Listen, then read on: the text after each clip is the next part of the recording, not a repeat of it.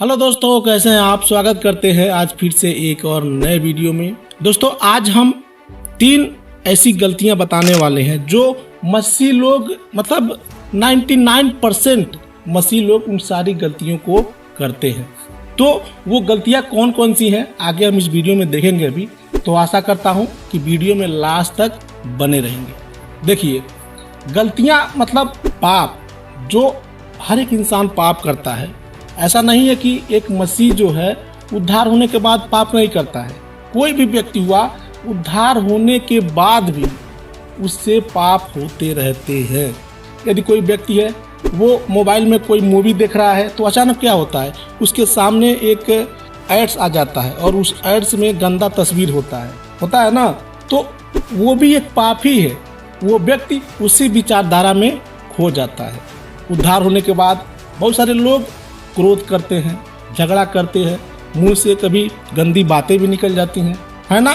तो हम ये स्पष्ट रूप से नहीं कह सकते किसी को कि उद्धार होने के बाद यानी नए सिरे से जन्म ले लेने के बाद कोई मसीह गलतियां नहीं करता। आपको पता होगा कि एक मसीही के अंदर 2 स्वभाव होते हैं, एक परमेश्वर का स्वभाव और एक संसार का स्वभाव, यानी जो आदम और हव्वा की ओर से आता है। परमेश्वर का स्वभाव कहता है कि तुम मेरी तरफ से चलो, है ना। और संसार का स्वभाव कहता है, जिसको शैतान चला रहा होता है, वो कहता है कि तुम मेरी ओर से चलो। तो वो शैतान जो है, जो सांसारिक स्वभाव है, वो हमेशा आपको किसी न किसी पाप में गिरा ही देता है ना। बहुत सारे हमारे मसीह भाई बहन कहते हैं कि उद्धार हो जाने के बाद, प्रभु यीशु मसीह को पा लेने के बाद हम कोई पाप नहीं करते हैं, लेकिन ये गलत बात है मेरे प्रियो।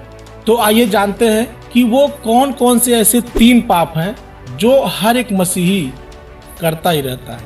देखिए, पहली बात है मन में छुपी हुई मूर्ति पूजा। इंसान क्या करता है, आप अगर अपने घर से बाहर निकलेंगे तो दुनिया वाले तो मूर्ति पूजा करते ही हैं, लेकिन बहुत सारे ऐसे लोग हैं जो अभी नए विश्वासी होते हैं, उनके मन में यीशु का चित्र होता है। वो चित्र यीशु का तो नहीं होता है, लेकिन वो शैतान का चित्र होता है। बहुत सारे ऐसे भी लोग होते हैं अभी जो यीशु का चित्र अपने मन में बसाए रहते हैं। मैं आपको बता दूं मेरे प्रियो, आप यीशु का चित्र नहीं बसाए हैं, आप जो है शैतान का चित्र अपने मन में बसाए हैं। ये मन में छुपी हुई मूर्ति पूजा है। यह एजकेल अध्याय 14 के 3 में परमेश्वर का वचन कहता है, हे मनुष्य के संतान, इन पुरुषों ने तो अपने मूर्तें अपने मन में स्थापित की और अपने अधर्म की ठोकर अपने सामने रखी है। यानी अपने अधर्म की ठोकर यानी पाप का ठोकर अपने सामने रखी है, फिर क्या वे मुझसे कुछ पूछने पाएंगे। यानी जो ऐसा करते हैं लोग, वो परमेश्वर के सामने घृणित है। परमेश्वर मूर्ति पूजा से बहुत घृणा करता है मेरे प्रिय। बाइबल सिखाता है कि आपको वचन अपने अंदर रखना है, यानी कि ये परमेश्वर का वचन, जो इस परमेश्वर के वचन को जितना ही अध्ययन करता है, जितना ही इसको समझता है, वो परमेश्वर के यानी प्रभु यीशु के उतना ही करीब होता है। प्रभु यीशु उससे प्रेम करते हैं, है ना। यूहन्ना अध्याय 1 के 1 में क्या लिखा हुआ है, आइए पढ़ लेते हैं एक बार। आदि में वचन था और वचन परमेश्वर के साथ था और वचन परमेश्वर था। क्या था? वचन परमेश्वर था। इस बात को आप अपने दिमाग में रख लीजिए, वचन परमेश्वर था। यही आदमी परमेश्वर के साथ था। सब कुछ उसी के द्वारा उत्पन्न हुआ और जो कुछ उत्पन्न हुआ है उसमें से कोई भी वस्तु उसके बिना उत्पन्न न हुई।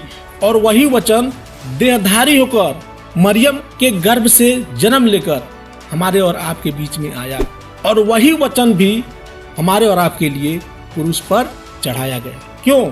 हमारे और आपके पापों के लिए। तो आप जो मन में मूर्ति पूजा बसाकर बैठे हैं, ये आप पाप कर रहे हैं। आप इन वचनों को, जो परमेश्वर का वचन है, इसको आप अपने मन में रखिए, इसको समझने की कोशिश करिए, ठीक है ना दोस्तों। दूसरा है जरूरतमंद की मदद ना करना। मेरे प्रियो, एक मसीही व्यक्ति जो होता है वो कैसे पहचाना जाता है? उसके अंदर दया होता है, प्रेम होता है, दूसरों की मदद करता है ना।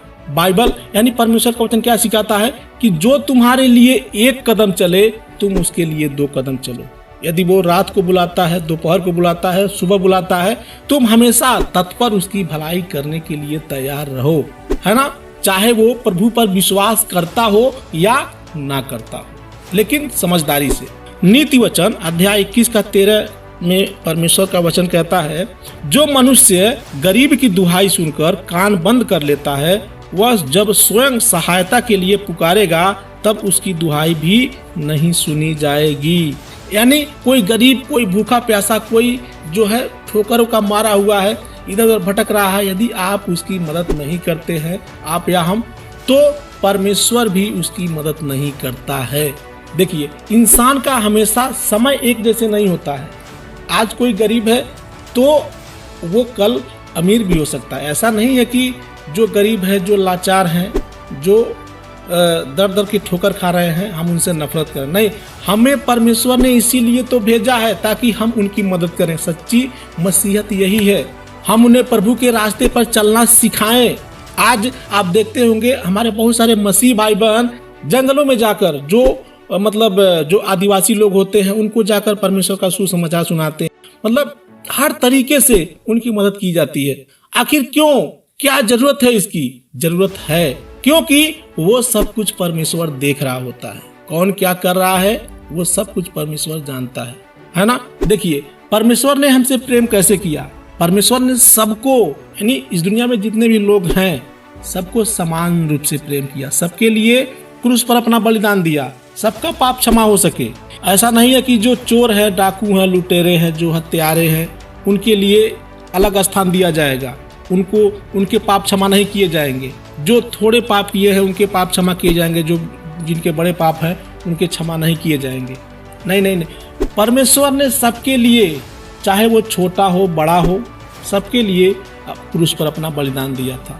परमेश्वर ने हमसे समान रूप से प्रेम किया। परमेश्वर किसी से भी पक्षपात नहीं करता है, वो सच्चा न्याय करता है ना। उसके लहू बहाने से सबके पाप धुल जाते हैं।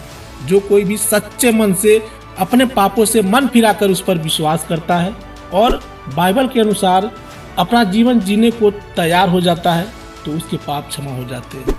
अब तीसरा है दोस्तों, व्यक्तिगत पाप। जो हम पाप तो करते हैं लेकिन उन पाप को मानते नहीं। भजन संहिता अध्याय 66 के 18 से 19 में लिखा है, यदि मैं मन में अनर्थ की बात सोचता तो प्रभु मेरी न सुनता, परंतु परमेश्वर ने तो सुना है, उसने मेरी प्रार्थना की ओर ध्यान दिया है। बहुत से लोग कहते हैं कि मैं अपनी वाली ही करूंगा, मैं कभी बदलूंगा नहीं, और वो लोग कहते हैं कि मैं मसीही हूँ।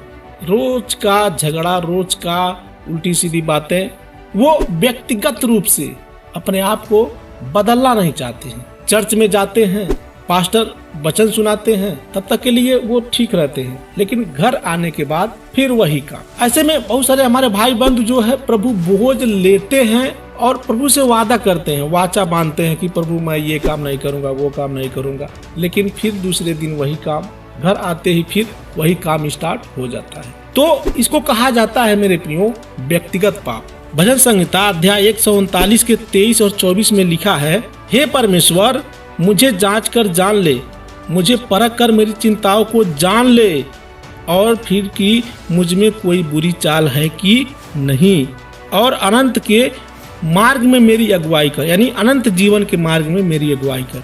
आप अपने आप को प्रभु के सामने जांचिए कि मैं वास्तव में सच हूँ कि नहीं। वचन के अनुसार मेरा कैसा रहन सहन है, मेरा कैसा चाल चलन है, उस तरीके से आप अपने आप को चेक करिए। यहाँ दाऊद लिखते हैं कि हे परमेश्वर मुझे जांच कर जान ले। हमें भी वैसे ही प्रार्थना करना चाहिए प्रभु से कि हे प्रभु मुझे जांच, मुझे परख, ताकि मेरा विश्वास आगे बढ़ सके। और यहाँ आगे लिखते हैं, और देख मुझ में कोई बुरी चाल है कि नहीं। दाऊद यहाँ लिखते हैं कि हे परमेश्वर तू मेरे अंदर जो भी कमी है उस कमी को दूर कर दे। यदि तू मेरे अंदर कोई कमी देखता है, मैं एक पापी हूँ, मेरे अंदर पाप है, बुराई है, तो उस पाप को तू निकाल दे, उसको तू मुझे बता, ताकि मैं उसको सुधार सकूं और तेरे समक्ष खड़े होने की साहस कर सकूं, है ना। तो इस तरीके से दाऊद कहते हैं, और अनंत जीवन के मार्ग में मेरी अगुवाई कर। यहाँ दाऊद लिखते हैं कि और अनंत के मार्ग में मेरी अगुवाई कर, यानी अनंत जीवन के रास्ते पर मेरी अगुवाई कर। मेरे प्रियो, अनंत जीवन जो है, एक व्यक्ति का जब उद्धार होता है, प्रभु पर विश्वास करता है, तो उसी समय वो अनंत काल के जीवन में पहुंच जाता है। रहता तो है उसका शरीर इस दुनिया में ही, इस पापमय दुनिया में ही, लेकिन वो व्यक्ति अनंत काल का जीवन जी रहा होता है। कैसे? अनंत काल का जीवन क्या होता है? अनंत काल का जीवन कोई 1 या 2 साल का तो होता नहीं है। अनंत काल का जीवन हमेशा के लिए होता है, यानी उसका ना ही कोई शुरुआत है और ना ही कोई अंत है।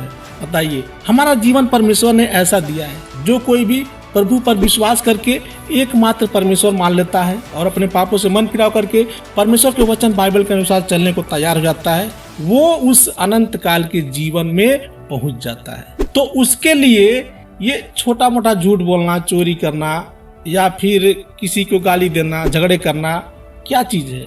आज हजारों लोग, लाखों लोग प्रभु यीशु मसीह के पास आते हैं। क्यों आते हैं भाई? उसी अनंत काल के जीवन के लिए, अनंत काल का मुकुट पाने के लिए।